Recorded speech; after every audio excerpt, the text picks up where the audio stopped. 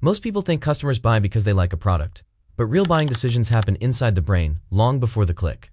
Hey, I'm Afa, the digital marketing manager and content creator. For over 5 years, I've worked with ads, funnels, and real human behavior. Today's topic is customer psychology, not theory but reality. What actually happens inside the brain from ad exposure to conversion. When someone sees your ad, the brain doesn't analyze features or price, it reacts instantly, emotionally, and unconsciously.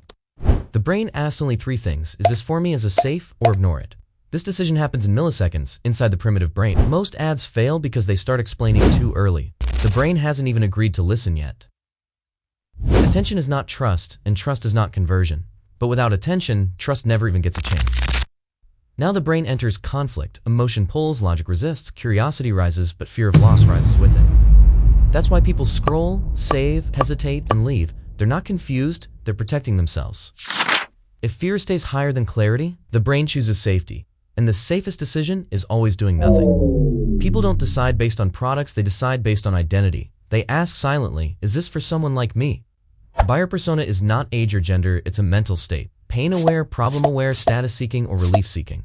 When your message matches that mental state, the brain relaxes. That relaxation is what we call trust.